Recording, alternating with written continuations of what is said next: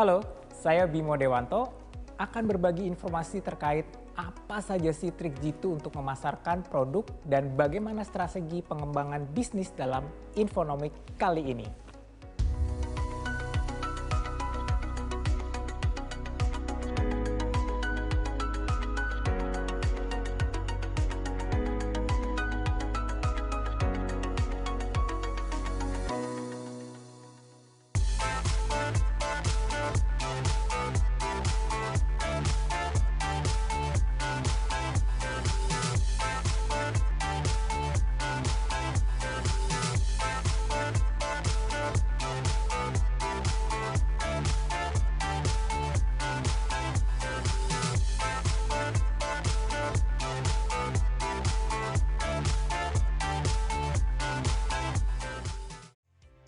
Di episode ini, kita akan bahas bagaimana cara Jitu untuk memasarkan produknya dan pengembangan serta inovasi apa saja yang kita perlukan. Untuk itu, saya mengundang pertanyaan dari teman-teman melalui video call dan saya juga akan menjawab pertanyaan dari rekaman video yang sudah dikirimkan sebelumnya. Wah, cepat sekali nih. Sudah ada pertanyaan. Hai Mas Bimo, Halo juga. apa kabar? Saya bingung nih Mas, sebenarnya bagaimana strategi memasarkan produk dengan modal yang minim? Terima kasih Mas. Oke, terima kasih atas pertanyaannya. Pertanyaan ini bagus banget dan sangat relevan dengan situasi yang sekarang ini, yang sedang kita hadapi. Memang saat ini kita lagi memerlukan strategi yang dinamakan low budget dan high impact. Pada dasarnya, untuk iklan-iklan di sosial media dan iklan-iklan secara digital itu bisa kita lakukan dengan dari atau budget yang sangat minim dulu. Jadi dengan anggaran yang sangat minim kita bisa sudah melakukan iklan di sosial media. Tapi terkadang kalau kita baru memulai kita melihat bahwa impact-nya kok belum terlalu besar ke bisnis kita. Nah, dari sini kita bisa mengupgrade lagi strateginya yaitu dengan berkolaborasi. Kolaborasilah dengan para micro influencer atau nano influencer yang mana secara anggaran masih bisa dinegosiasikan. Dan mereka ini juga masih banyak yang misalnya mau untuk trade off atau bertukar atau barter dengan kita dengan produk sehingga kita tidak perlu terlalu banyak mengeluarkan anggaran. Wah, ada lagi nih pertanyaan sepertinya. Halo Mas Bimo. Halo Mau juga. nanya nih, gimana ya cara memanfaatkan produk agar dapat menjadi senjata promosi yang tepat? Terima kasih Mas. Terima kasih untuk pertanyaannya. Pertanyaannya bagus ya. Jadi bagaimana memanfaatkan produk sebagai senjata dari bisnis kita. Memang banyak orang yang atau misalnya guru-guru dari bisnis itu pernah berkata, produk yang baik akan menjual dirinya sendiri. Jadi pastikan produk yang kita miliki ini memberikan value. Kita tidak perlu takut atau misalnya terlalu berimajinasi bahwa produk kita ini harus sedemikian canggih sehingga dia bisa menjual dirinya sendiri. Produk yang kita ciptakan itu bisa juga menjadi relevan untuk situasi-situasi tertentu dan dalam jangka waktu yang pendek. Misalnya seperti sekarang ini, ada produk-produk yang begitu relevan dengan situasi pandemi dan kita bisa mengeluarkan produk tersebut atau meluncurkan produk tersebut dalam jangka waktu yang cukup singkat sebelum kita kemudian menciptakan produk lain. Perlu diperhatikan juga ada yang namanya itu siklus dari produk, bahwa ada pengenalan, ada dia kemudian menjadi tumbuh dan besar, ada di mana dia masuk ke fase mature atau dewasa sebelum akhirnya turun. Oleh karena itu selalu perhatikan ada di mana siklus produk kita saat ini. Dan jangan lupa memberikan sentuhan sisi emosional kepada produk kita agar orang tidak hanya melihat dari sisi fungsional, tapi juga apa yang bisa menyentuh sisi emosi mereka. Dengan begitu, produk kita akan terhindar dari perang harga dan kita bisa mempergunakannya sebagai senjata utama bisnis kita. Wah, ada lagi nih yang nanya. Senang saya kalau banyak yang nanya. Halo Mas Bimo, Halo juga. mau nanya sebenarnya apa saja ya strategi promosi dan kanal pemasaran digital yang bisa disarankan bagi pebisnis pemula, khususnya pengusaha di bidang kuliner? Terima kasih Mas Bimo. Terima kasih juga. Sebenarnya kalau kita berbicara mengenai kanal atau channel promosi, mungkin teman-teman juga sudah tahu dan ini bukan hal yang asing dan karena ini sudah dipergunakan oleh hampir semua pengusaha lah. Jadi kita bisa menggunakan Google Ads, kita bisa menggunakan Instagram Ads, bisa menggunakan juga Facebook Ads. Tapi yang lebih penting adalah strategi di balik semua promosi kita. Bagaimana kita bisa menarik mereka sehingga mereka kemudian melakukan action. Ada 3 hal yang perlu diperhatikan dalam membuat sebuah konsep promosi. Yang pertama adalah kait, ya. Jadi itu bagaimana teman-teman dengan sebuah kalimat yang bisa memancing keinginan tahuan dari pelanggan, kemudian kita bisa mulai begitu sudah tertarik, mereka masuk ke ranah di mana kita bisa melakukan penawaran kepada mereka. Dan terakhir itu adalah action atau tindakan. Tindakannya apa? Jadi setelah penawaran, action apa yang harus dilakukan oleh pelanggan kita. Nah, bikinlah 3 hal ini di dalam promosi Anda sehingga orang menjadi tertarik dan melakukan action dengan pada akhirnya dengan membeli. Tapi ingat juga bahwa bisnis kuliner itu beragam. Ada yang retail maupun ada yang partai besar.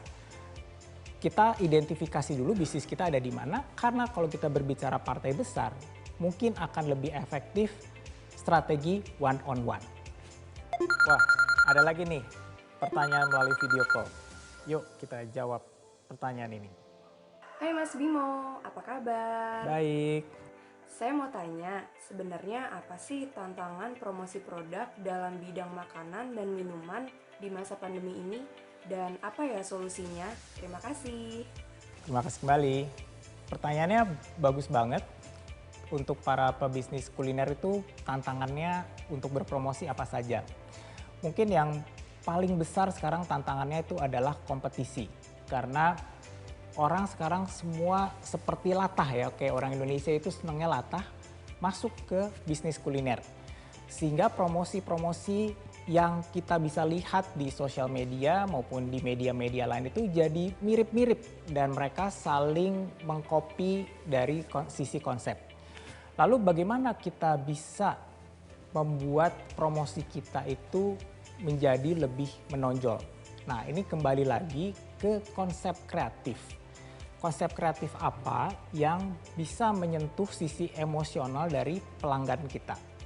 Kita pernah melihat ada salah satu strategi rumah makan yang membuat konten menarik di sebuah platform digital.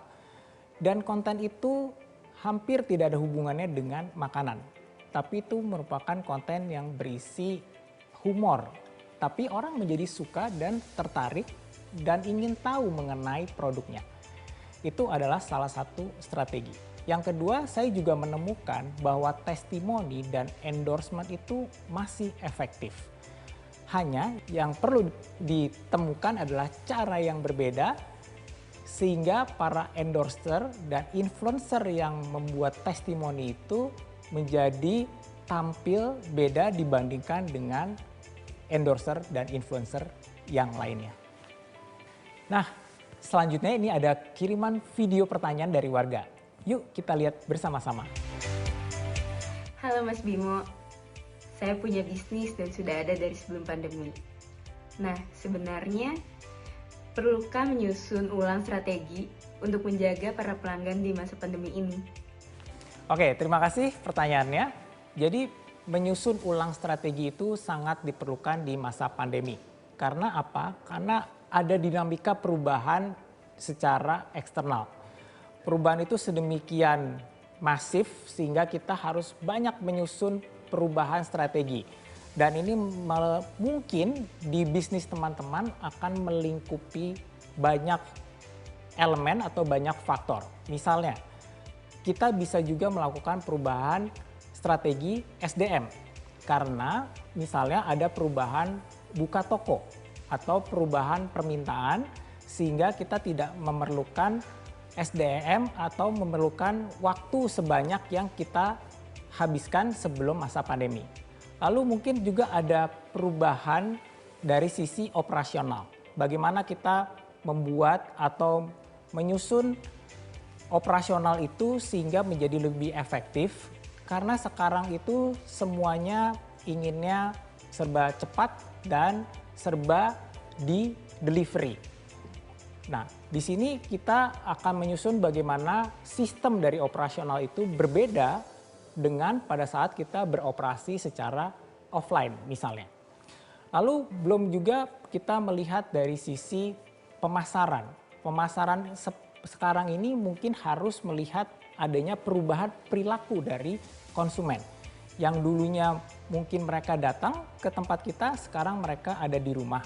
Sehingga apapun yang mereka kerjakan di rumah itu menjadi concern kita dan bagaimana produk kita beradaptasi dengan perubahan perilaku mereka.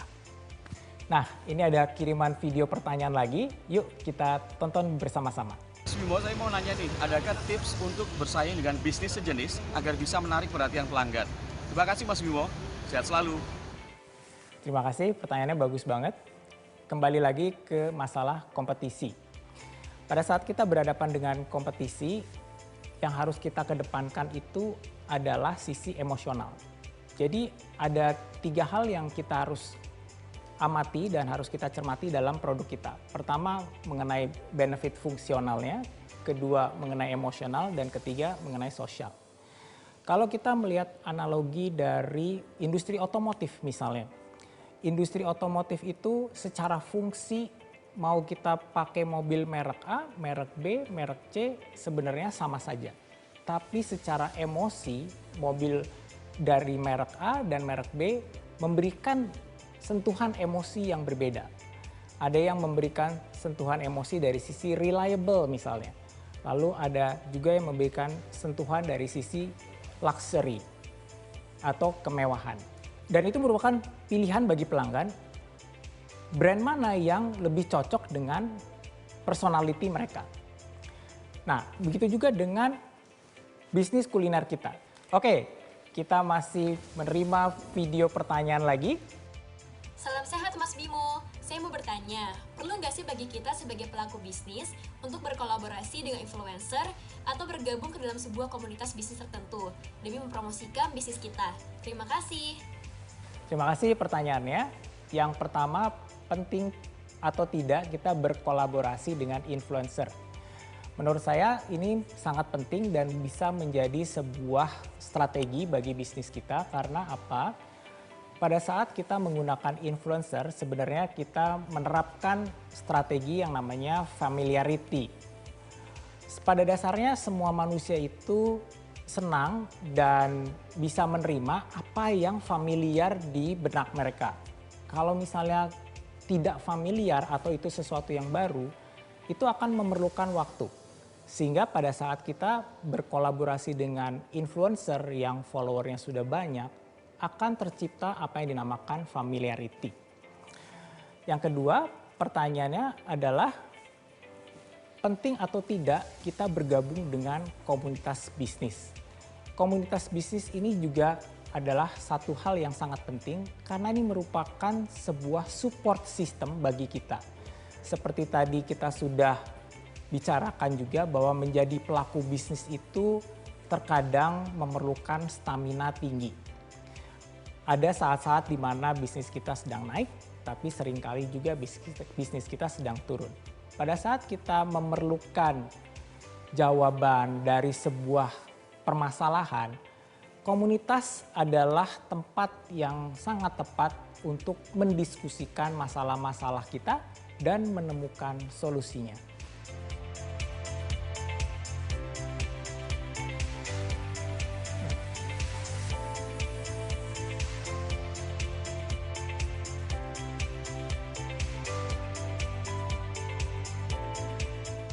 Di kala pandemi, mengembangkan bisnis adalah sebuah tantangan tersendiri. Jangan menyerah, hari ini kita bekerja keras dan hari esok adalah sebuah tantangan. Namun yakinlah usaha tidak akan mengkhianati hasil.